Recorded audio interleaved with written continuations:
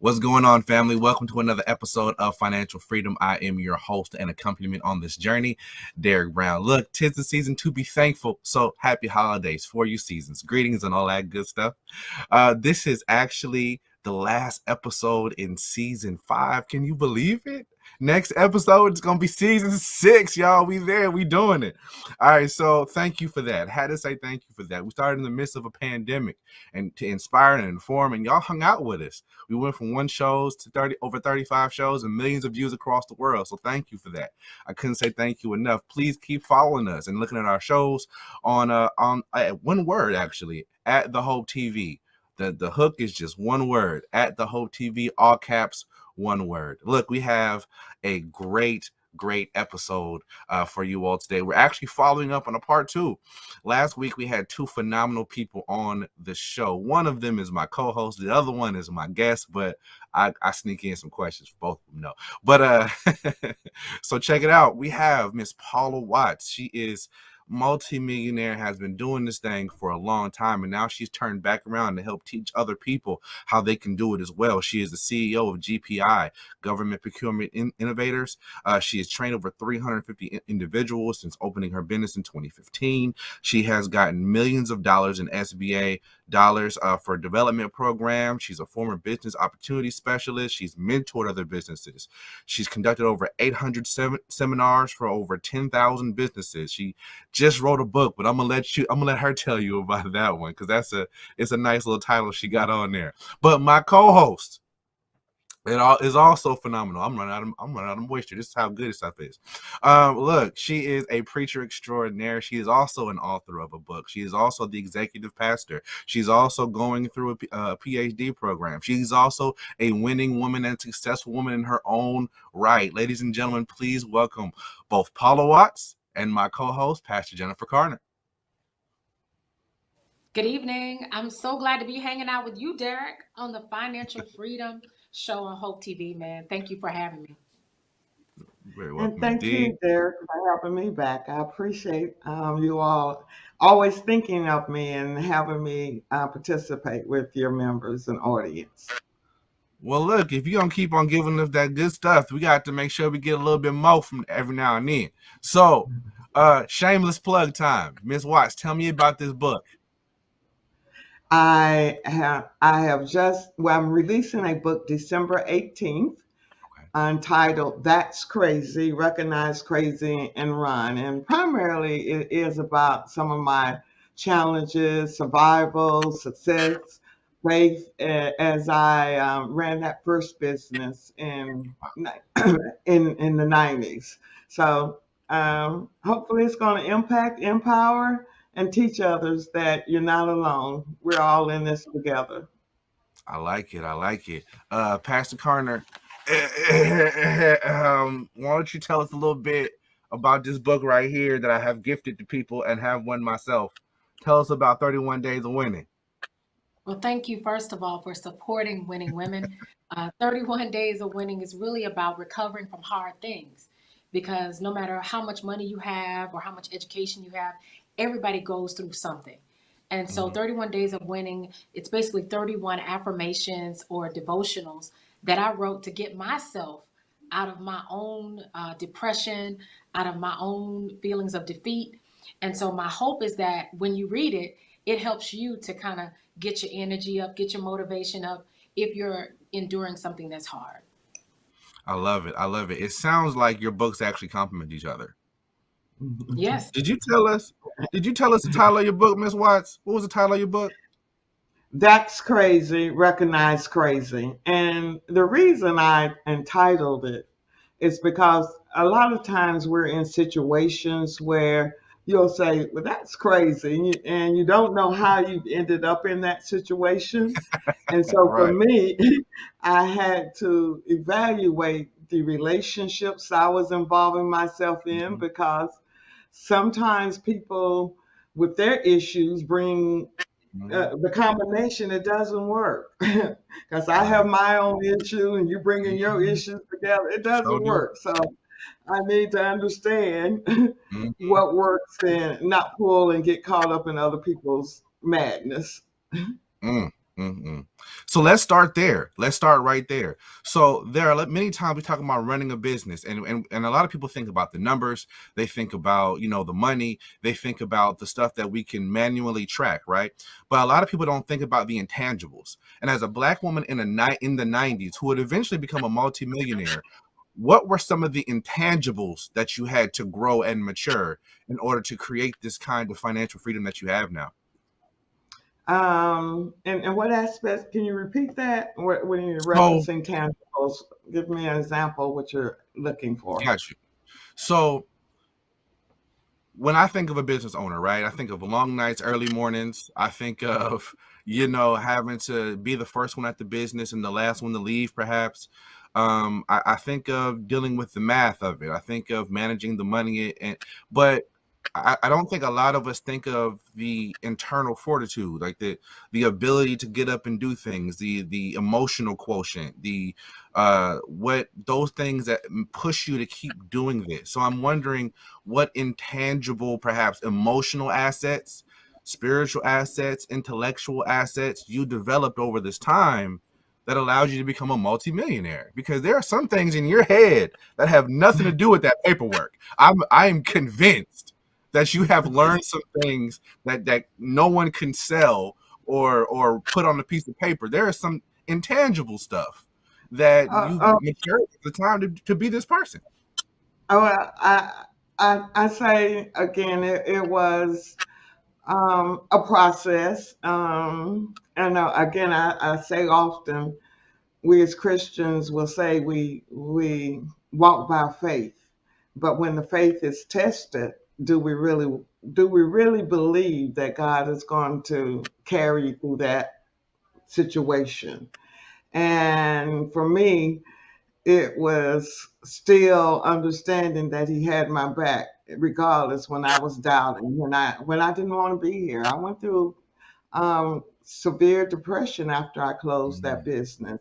And the reason I went through the depression, because I knew at 25, God had already told me that I was going to own a business okay, and I was going to be a leader of His people and a steward of His money. And okay, so by 35, I won my first $1 million contract. By 40, I was a millionaire. By 45, I wow, closed the business.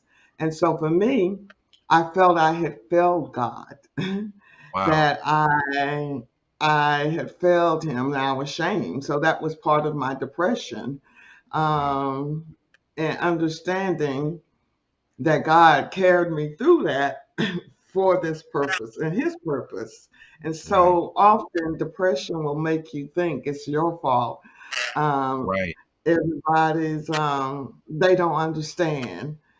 mm, And when you're dealing with depression, and I think a lot of Black women and men as a mm, culture, we don't talk about it. We just put the right, face on. And right. really, even in church, I'm just doing just fine. And we train I'm blessed and ourselves. highly favored. Right. We train ourselves, and that's not healthy. Right. And we've got to find ways. And again, I'm a advocate of therapy, someone Mm. else that can help you walk through this process, because it's hard to do it by yourself. So here's what's so interesting. It sounds like you turned right around and became what you needed while you were going through that process, because you've turned around and began to mentor other businesses. You've turned around and began to help other people kind of see their way through that journey. Did you find that when you started that first business and you had to close it down, you came into that depression, were there a lot of people there to support you, or was it just you and God? Did you feel like you were supported by the community? I had a circle of sister friends that, again, when they saw that I couldn't get out of the bed, they was praying for me. And Hmm. because when you get in that state, you don't even know what to pray. But Gotcha. for me, to help me was to do something positive. Okay. So again, when I closed that first business, I had $400,000 of debt on my back. And I didn't know what my next life was going to be. I was there for 10 years. Mm. So I started volunteering with SBA, because I'm also strategic, Okay. as a score counselor. And so when I start, and that's a volunteer mentorship program that SBA Okay. offers as one of their resource partners. I was just And about when to I ask you what that was. Go ahead. and when I started volunteering each week and telling people, you don't want to do this, this is what I went through, people were Mm, looking at me saying, "Oh, you know something." Whereas in my mind, I thought I was a failure because I didn't reach my goal. My goal was to build that business up and sell it by 50. So mm. when I had to close it, it's like, okay, well, what's my new goal? I don't know. Right.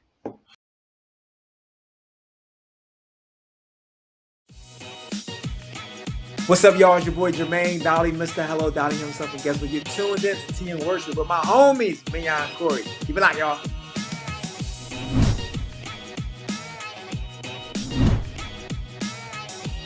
Hey y'all, it's Candy West, and you're watching Tea and Worship with Mignon and Corey.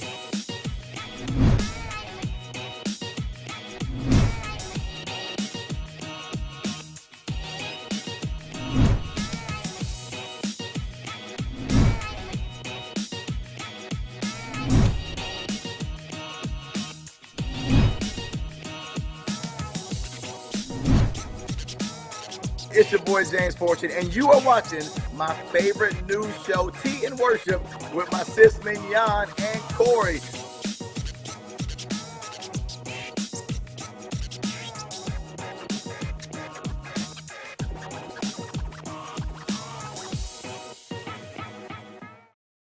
When I was in foster care, I never knew when I would have to move, so I always had my suitcase ready to go. Then one day, I was adopted. My new parents opened their hearts and home to me. My parents cook my favorite breakfast for me every morning. My parents take me on trips I never thought I would go on. They gave me a home and an even better reason to use that suitcase. My parents aren't perfect, but they're perfect for me.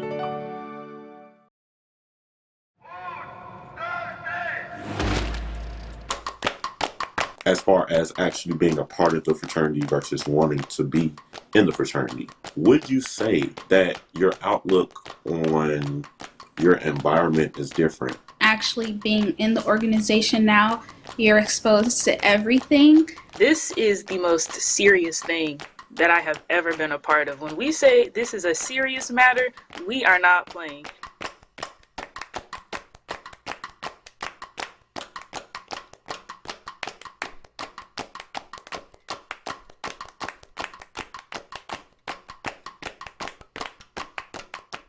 So it sounds like you walked in with an unwavering confidence that look, I gotta do this.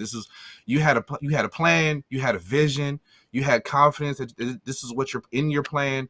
But then you also had faith in God that God was gonna have your back. It sounds like even when you dropped off that cliff into depression, you still had someone there who was gonna a sister circle as you called it, to have your back, to be able to pray with you and talk you out of bed and keep pushing you. And those, I think, are the intangibles that a lot of us don't think about. Because oftentimes when we get a vision, and some of us, I got friends who are entrepreneurs, and when I tell you, you can't tell them nothing. They're gone. Like they just go. And sometimes I realize that they don't let anybody keep up with them. We're walking, they running. So we're like, yeah, and then when we do catch them, it's because they slowed down a little bit, And for me, excuse me, and for me, it felt like you, when you're at that level, I had again 40 employees, you got a family, people depending on you. Um, and for me, it was a relief to get rid of the wealth because at the same time, I went through a divorce.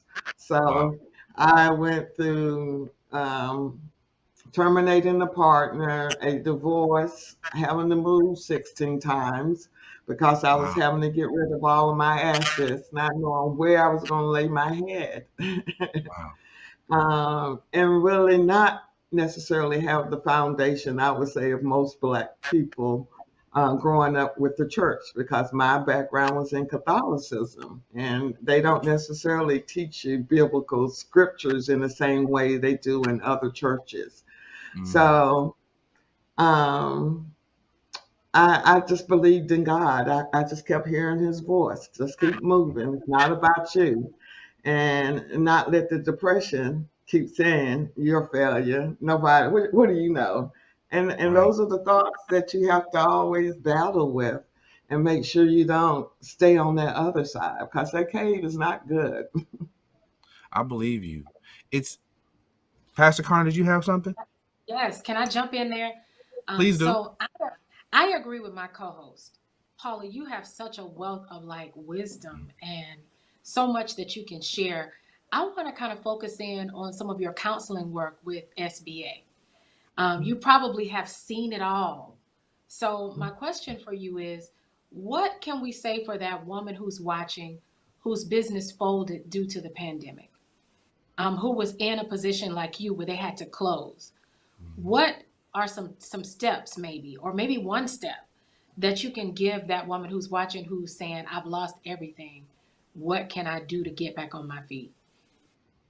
Good question. Understand the lesson. Every failure, there's a lesson. And I would not trade the lessons because those lessons make you stronger. And if you have the vision, if God placed that vision in you, He's got something else for you. And every experience you've gone through is for whatever steps He's already ordered for you. Once you understand that your steps are already ordered and stop trying to fight what your steps are or what you thought it should be or when it should be, then you're in a Mm-hmm. better position. You're not stressed. Mm-hmm.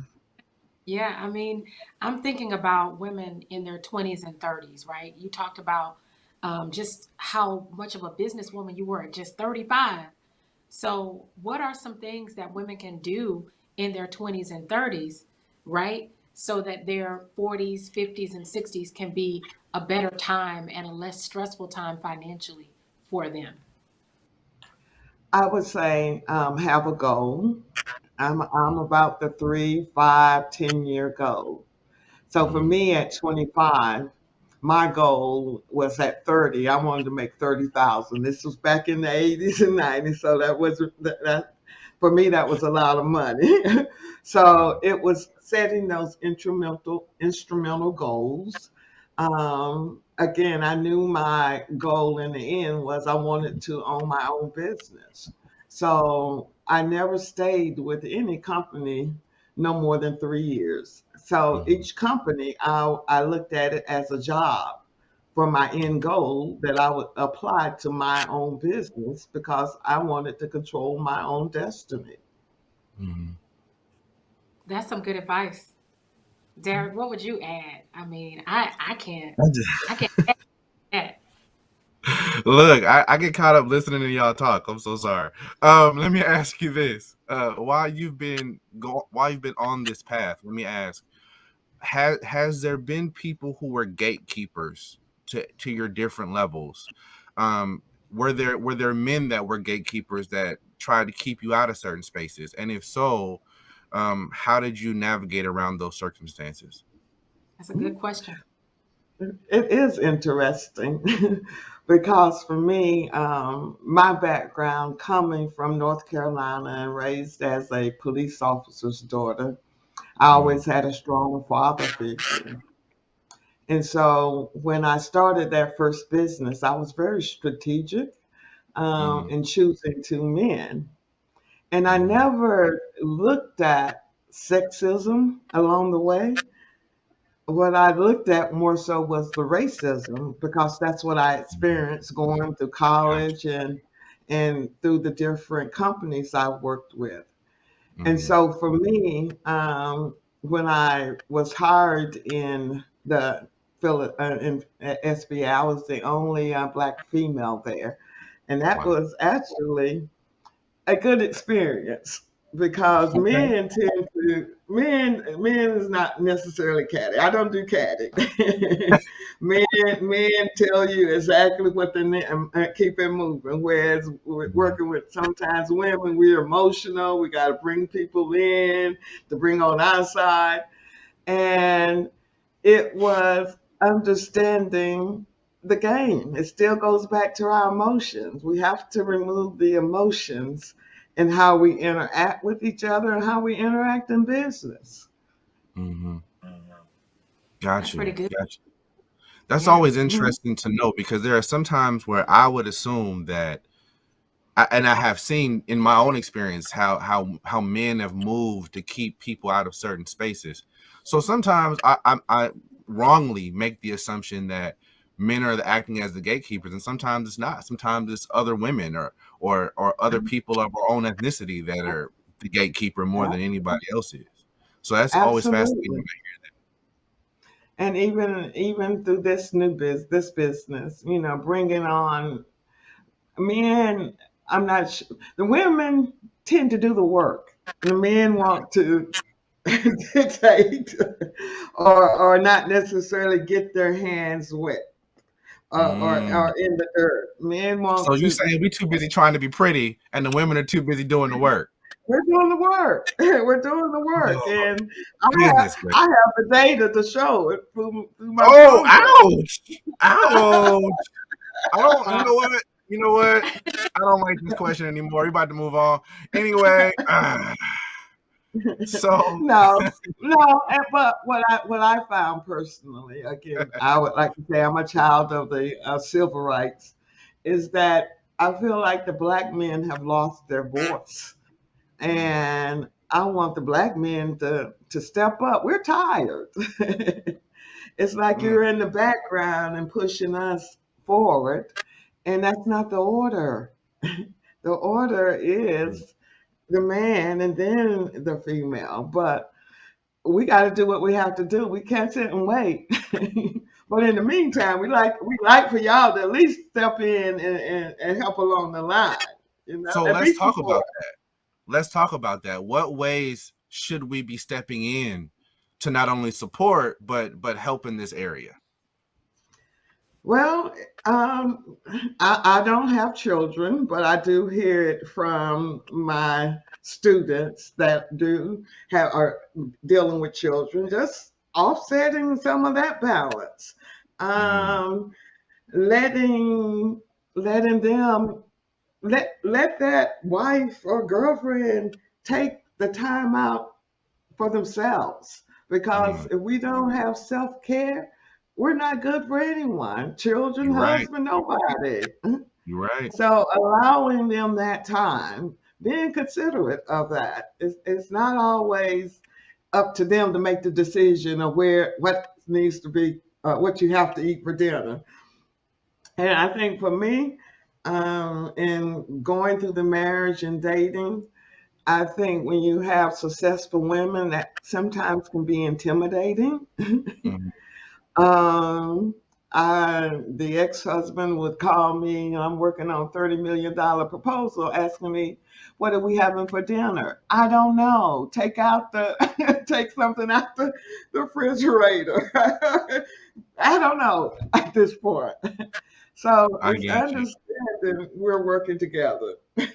Got you. Pastor Carter, you have something? So, yeah, so if I can ask a question about that, I think a Yeah. lot of women, they feel they have to choose between success or fame. And Mhm. so, Paula, I understand that you have had a relationship transition, but there were seasons in your life, I guess, where it did work. And so, can you give some advice to a young female African American entrepreneur who's watching and saying, do I have to choose? How can I make romance and relationships work while I'm on my grind? What would you It, say it, to that? it's a balance, and you have to find someone that have the same value system and same ambition.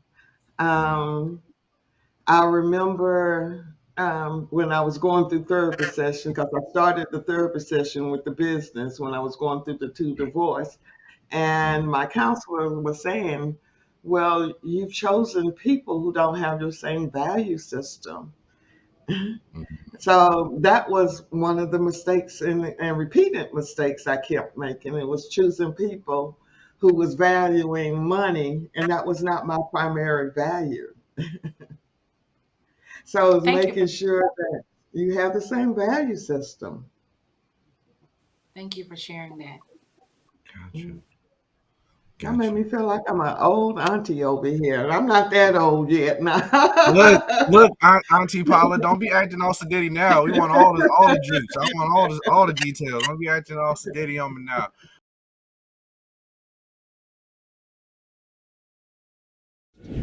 Well, look, you might not be popular, but my favorite character is Celestial because So one of the quotes that I wrote down in the book that kind of stood out to me was, "Love is the enemy of sound judgment." She seemed like a very needy woman. And I can't even respect Andre because how do you prey on your friend's wife while he's incarcerated? Like, I just can't get with that. And maybe I got too invested in the book, That's the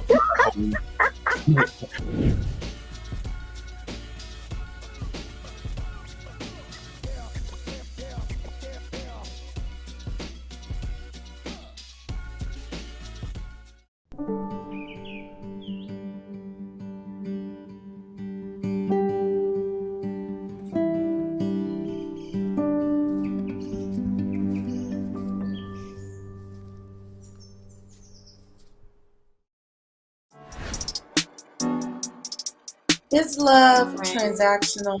What is it? It's so good when you loving somebody and somebody loves you back. You want that and somebody loves you back part. What is love? I feel like we just opened up the miseducation of Lauryn Hill.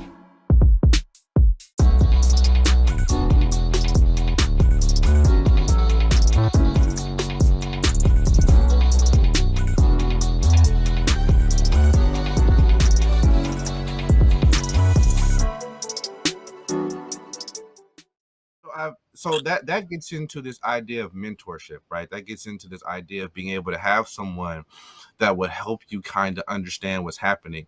So how does a woman, especially a woman looking for success, position herself to be mentored and find a good mentor? Good question. Joining organizations, joining associations,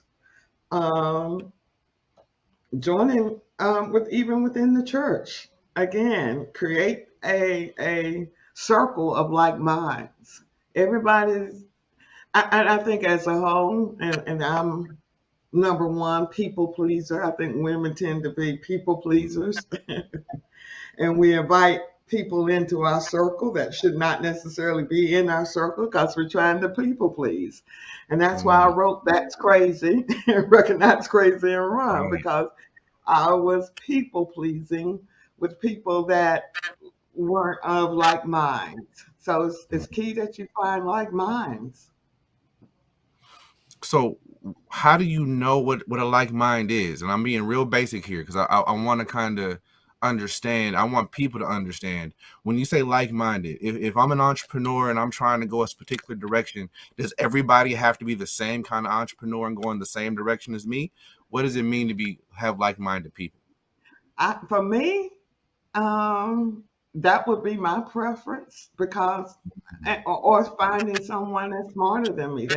If that's where my goal is, I need to surround myself with people who've been there and understand that. And for me, that was one of the reasons I created GPI, because being a CEO and at that level, it's very lonely because you have nobody to talk to. No one understands what it means to meet pay. You have payroll coming up. You're not quite sure how you're going to meet payroll.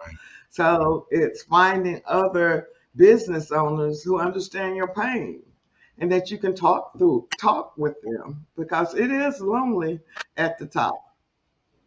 And I'm curious, and this is one thing that just popped up as you were talking, as being a Black woman at the top, were there any places where your Blackness became an issue for other people, or you felt like it was being used against you at all, especially as a Black woman? And how did you navigate that? Because right now I'm still hearing different kinds of stories, and it's more covert, but it's still there. So when did you have to learn how to navigate those circles with your Blackness? That really is part of the journey of That's Crazy. Most of my supervisors were white female. Okay. And I am 5'10". So as a whole, coming in, you're intimidating by your height. Gotcha. But I had to learn early on, I would never let them see me cry or angry, regardless of what they were throwing at me. If it meant for me to keep that fake smile and go outside and cry my eyes out and come back in, it's Right. never let them see me in that position. So it's toughen up. Okay. So never let them see you sweat. No, absolutely not. Absolutely not.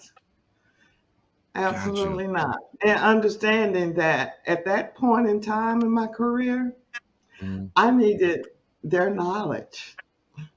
So I had, again, one of the companies, again, the one that where I was fired and hired and they cut my salary as I discussed the last time.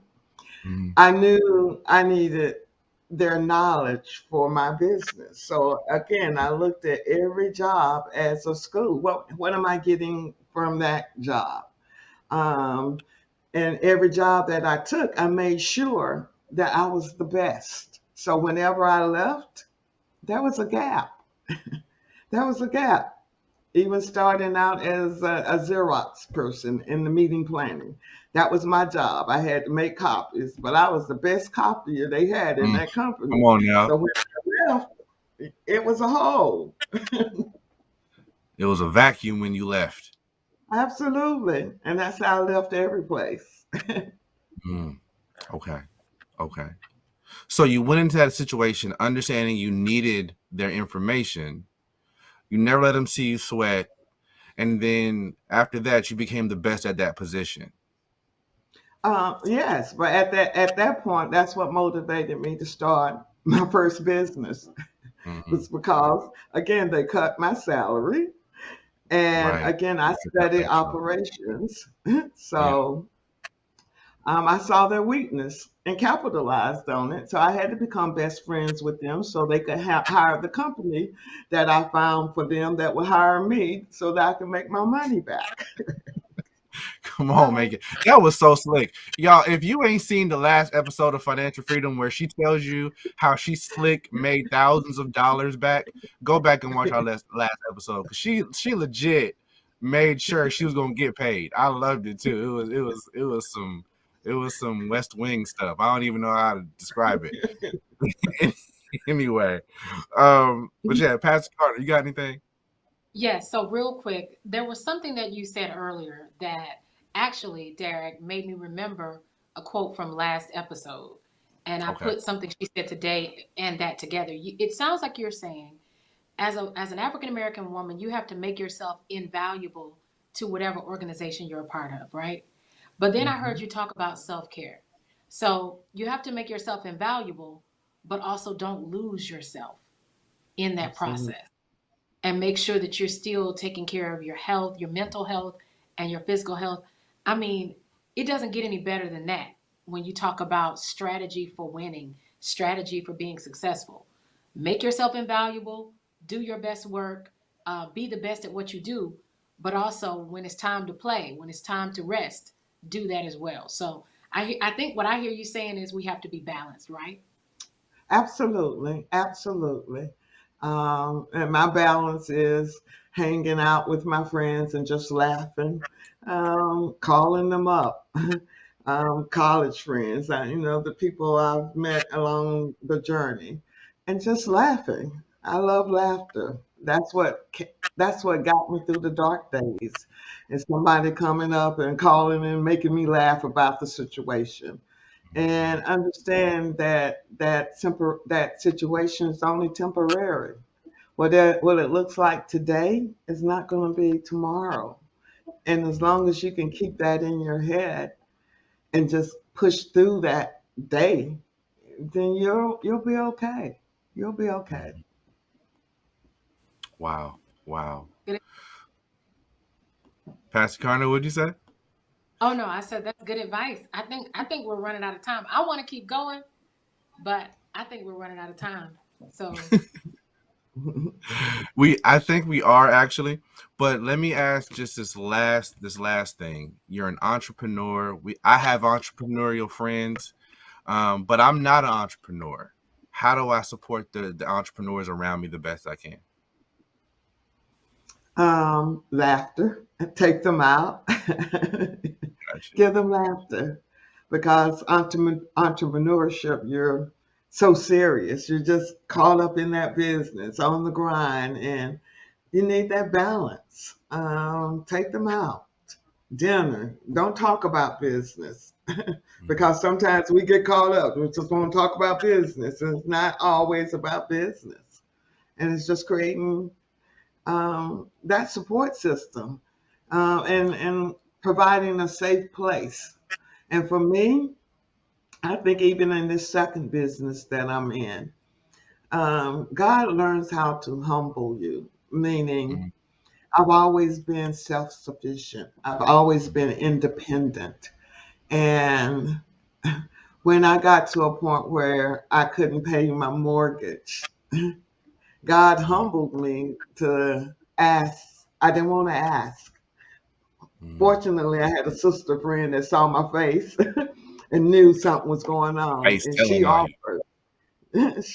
She offered it, and so what it taught me is it's okay to ask for help, even when you don't like it. That's uncomfortable. And be grateful that you have friends that can support you. I had one of my best friends said to me, "Here's $5,000. Don't worry about when you can pay it back to me. I want you to get 6 months of reserve before you start thinking about paying me back." So surrounding yourself with those people who support and love you for you and there with you, the good or the bad. Gotcha. I just need somebody to come alongside me and be like, here, Derek, here's some money. Go pay off all them loans and then get 6 months of reserves before you even have to think about anything else but your life. That's different than your example, but I'm just saying. Anyway, ladies, thank you so much for your time. Pastor Jennifer Carner, the preaching machine, author of 31 Days of Winning. Please go get the book. It is on Amazon. It is worth your time. Miss Paula Watts, entrepreneur extraordinaire, multimillionaire coach, valuable resource to our community. Thank you so much. Thank you so much for being here, ladies. Can I give one more thing I like to put out there because this is No. key and critical? Yeah, go ahead. The SBA Economic Injury Disaster Loan. Okay. If you've been in business and have tax returns for 2019, it is key and critical that you go to sba.gov and apply for that loan. That's the cheapest way that you're ever going to get any type of financing, even if you have a bad credit. Your minimum credit score has to be 570. This is the way that we begin to generate generational wealth. That program will end December 31st. So again, if you have an existing business, or even if you're 1099, you're a barber, a cosmetologist, or just a solo, you can apply for that loan. And that's the only way I see us being able to change the generation, because they're giving out a whole lot of money, believe me. Look here, you should have said this earlier. We about to leave. I'm mad at you now. We should have talked about the see. I'm mad. Ladies and gentlemen, Paula Wise dropping jewels until the end of the show. So okay, that's what she's doing. How to Recognize Crazy and Run is the name of your book. When's that dropping? December 18th. And I have a website, recognizecrazy.com. Gotcha. Ladies and gentlemen, thank you for tuning in to Financial Freedom. It has been a pleasure. Again, happy holidays. Thank you for hanging with us. We're going to be on season 6 the next time you see us. Ladies and gentlemen, like I always say, Be safe out there.